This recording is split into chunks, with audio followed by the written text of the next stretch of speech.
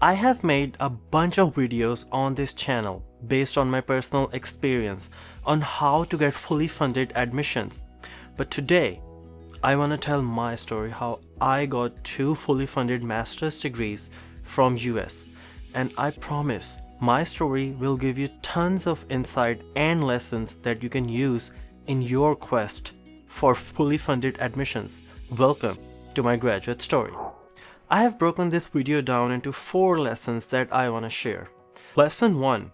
Find a university that is best for you. In 2016, I graduated with a bachelor's degree in civil engineering with a 3.29 CGPA from National University of Sciences and Technology located in Islamabad, Pakistan.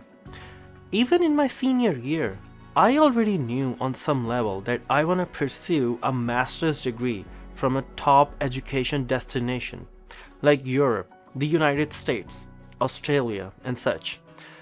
The reason was that I felt unsatisfied with my bachelor's. I had a hard time grasping the basic concepts of civil engineering even after graduation, and even though I tried really hard each semester to get a 4.0 GPA, I could never get close to it, and that created a bit of an imposter syndrome in me that maybe I'm not good enough to be a competent civil engineer. But deep down, I knew that I can cut it at the highest level. It's just that I got my bachelor's from the wrong place, and hence began my graduate life. So the lesson is, don't go chasing the Ivy League schools if they don't make sense for you. Find something that is best suited to you depending on several factors such as climate, the state, if you have family living there, and so many other things. So lesson number 2, never underestimate yourself. I know it sounds such a cliche, but right after my graduation, I started planning for my graduate life. For me, the US seemed to be the ideal destination because I did not have to learn a new language, and I was more familiar with North American engineering codes and standards. But I made one mistake. I underestimated my potential severely. At that time, GRE was kind of mandatory if you ever hoped to get fully funded admits in US universities, which is not the case anymore. You should check out my video on GRE. But because of the marketing surrounding GRE was so misleading that it seemed like a mythical test that only the Einsteins of the world can take, I never took the test out of fear of failure and applied to some universities in Germany and Italy. I got an admit in University of Bologna, but they did not offer me any financial support, which made it impossible for me to pursue it because I could not pay for it out of pocket.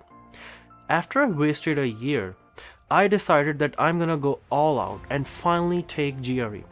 After 6 weeks of intense preparation, I got a 323 score and I was over the moon.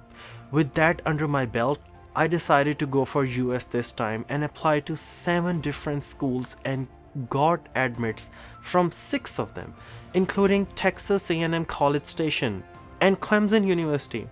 Ironically, I also applied to University of Bologna as a backup, the same university that didn't offer me a financial package, and this time around they offered me a financial support of 11,000 euros, which would have taken care of my tuition fees.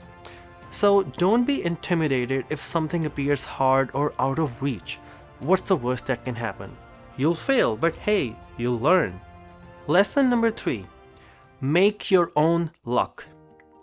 As I mentioned in my previous videos before, the most effective way to get fully funded admits is to contact professors by sending them emails. If you're unfamiliar with this, watch this video where I talk about how to send emails to professors.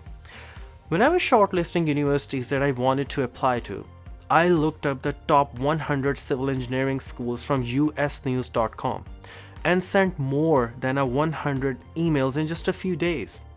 The strategy was to first find a professor relevant to my research interest, look up some of the recent publications of that professor, and then send the email tailored to that professor.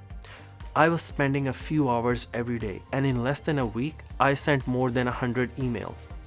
Then I waited and waited for a response, but very few responses came. I got 16 replies to my email, and all of them said that they don't have any funding for me. All but one. Only one professor from Oklahoma State University mentioned that I should apply and there is maybe a chance to get a fully funded admit.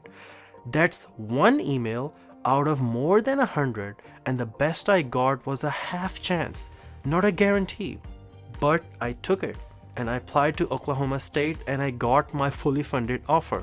No tuition fees, $2,000 a month stipend, and free health insurance.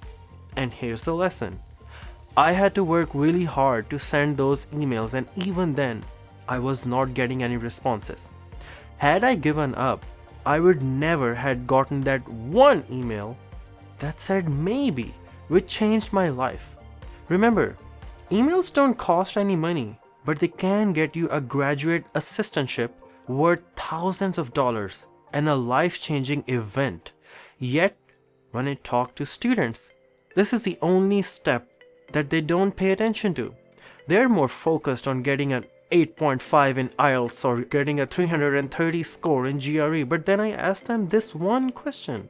Suppose you get an admission in Harvard or Berkeley or any of your dream school. How are you going to pay for it if you cannot pay out of pocket? And what follows is a long, uncomfortable silence.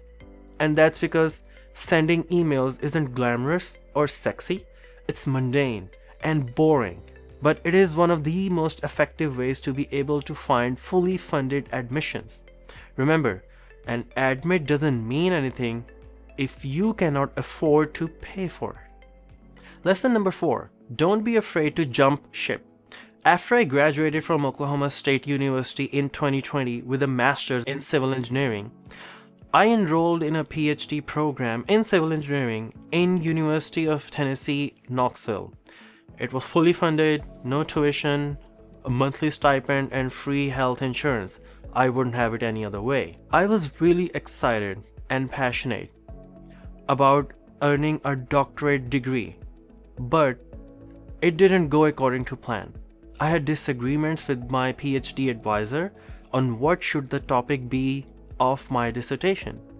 And after 2 years being a PhD student, I converted to a master's degree. I had to think long and hard about leaving PhD for weeks before I finally made a decision, but it all worked out well. After 2 master's degrees, I'm happy and working in the industry. If you think you are in something that is a lost cause, don't be afraid to cut your losses and get out of it. It will be hard in the beginning, but as time goes on, you'll find out you took the best decision. And that's it. That's my story. Please like, subscribe, and leave a comment if you have any questions or if you relate to any of this. Thanks for watching. I'll see you in the next one.